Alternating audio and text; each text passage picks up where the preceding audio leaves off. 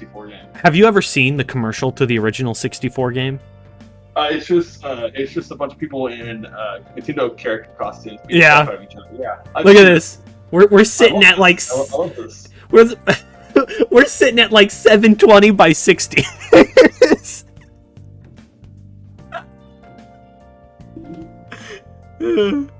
God, the frame, the frames, not the frames, but the.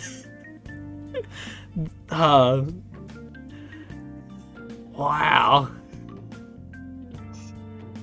Imagine having to pitch that game. Right? You're just like, so I got this new fighting game plot. It's just like, we get a whole bunch of people dressed in some costumes. I love how originally the plot was just, oh, these are just toys. And then now it's like, oh yes, they're having to fight the great evil. Right? It's just like literal light and dark god themselves. I have a feeling that the roster we saw for Ultimate is pretty much going to be a standard. Like we're going to start seeing all the DLC characters returning and stuff like that because they've got these deals. Nah, I think this is going to be the last time we see like half of this roster. We're not getting a roster this big anymore. No, I can guarantee you. What makes you say that? The problem is it's a lot of work. So it's going to be kind of like a port. So they're just going to keep the same engine and the same characters and kind of just give it a new coat of paint if they were to continue. Because it's really hard to put 89 characters into a fighting game. How many of them are Echo Fighters? Like 5. I'm surprised Sonic hasn't gotten any characters in. Yeah, come on, Sega, where you at? I would have been okay with like a Knuckles or Tails. We need more Star Fox. More Star Fox everything. Can we get a new Star Fox game, please? Like, have you ever played the original Star Fox Assault? No. I played the one for the DS somewhat. Okay, Star Fox Assault, in my opinion, is the best Star Fox game out there. Well, hey, wasn't there a Star Fox game that came out that you could build your own ship? Oh yeah, that was Starlink. I think it was the most recent one. It was like there's a sci-fi game, and then Star Fox was like DLC to it.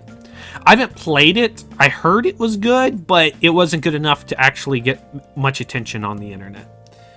I think you could get a lot of these characters to return. Oh yeah, the problem is the work. If you want these characters to return, it's definitely going to be ports. Make it like completely redesign these characters for like until like the Switch U or something like that. Yeah. The Switch U. Don't even say that because they'll do it. I know they'll do it. Just for a cash grab. They already made the freaking OLED. What does that thing do? Bigger screen? A built-in Ethernet port? Do what? I think, yeah, bigger screen, built-in Ethernet port, and probably longer battery life. Another $350, please. It would be really cool if they kept the DLC for the next game. Like, at least that. I think if they do it, because I'm pretty sure that's probably part of the negotiation. I think if there is a character on there that does not return, it'll be Sora. Yeah. I think he'd be the only one. I seriously doubt Sora's going to make it into the next one. Well, it all depends on if Disney realizes that, you know, because here's the thing. This is free marketing for them. You gotta realize that this is Nintendo and Disney, and both of those companies could care less about their fan base or marketing. which hurts. All the Kingdom Hearts games are on sale, are 20% off right now on the store. And I was kind of looking into it as to why, and the only reason I can come up with is straight up the fact that they're just like, Sora was in Smash because like it went on sale about the same time. Because they realized that people hadn't played Kingdom Hearts, or people who are nostalgic for Kingdom Hearts, now just got basically Sora thrown right into their face. Yeah. Oh, and here's a couple Kingdom Hearts games to play to kind of get you going. There was some game that was connected. The character came into Smash as it had like a remaster being released, and the remaster sold more than they expected it to. Yeah. And they kind of figured it, but like it sold, but all of its sales were kind of closer to the release of that character, and right around there. So I have a pretty good feeling that Sora will, if they decide to make Kingdom Hearts 4, they seem to be wanting to, because please make it good. I think Sora will return. Oh, and 4? I think, yeah. Well, I think Sora will return for whatever. Oh, obviously. There's no way they would just kill off their main character like that. Oh, yeah. But I'm talking about, like, I think he'll return for a Smash Bros. Oh. I don't know, man. I don't think he will. That's me. That's just me, but I don't think Disney is that generous. As far as until this is canon, he's asleep. I thought he was just vanished from existence. It's weird. It's really weird. Like this is the one thing that it's like, yeah, the game didn't explain this very well. Like some people didn't even catch on that he was dead until the DLC. Wait, really? Well, so in the game, at the end of the game, Sora says, "Oh, I know what I need to do."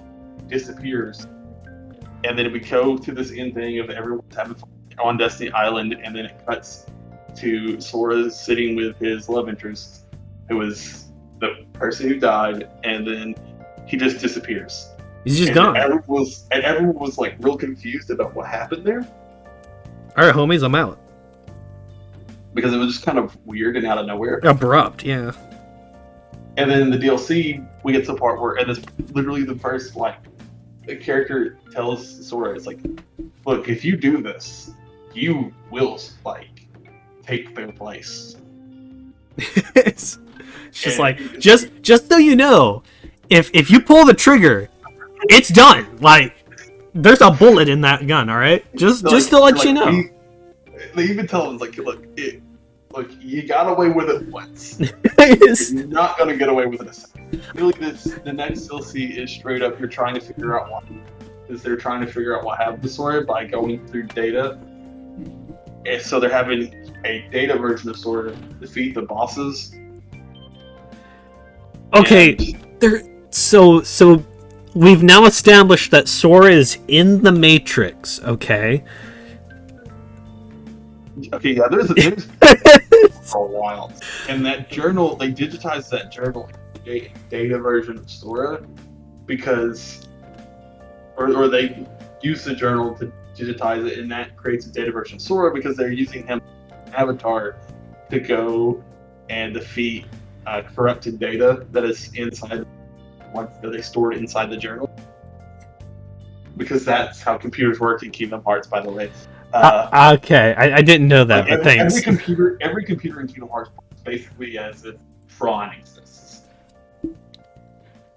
Please tell me you've seen Tron. Oh, Tron.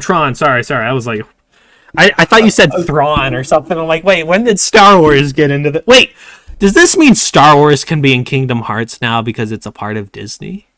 It could be. They haven't put it in yet. Yes. I'm not sure how to feel about that one. As long as Sora doesn't start using the Force, I'm fine. What if the Keyblade is just a lightsaber that when you turn it on, it turns into a key? It's just a lightsaber key. Wait, what? People have made designs for it where the chain would be like a rebel thing, and then like on the tip end of it would have where the crown thing is. That would be the lightsaber part. Yeah. But the rest of it would just be like a metal, a varying color kind of metal thing. Yep, he's mining. He's coming. But people have made their own like stories for it. I've seen the face of God, and it was square. Imagine if it was, instead of saying Steve, it said Herobrine. Herobrine! That would have been kind of funny if Herobrine made it. Look at that Chad right there. This man approaches from the light. He literally came down from heaven to grace us with his presence.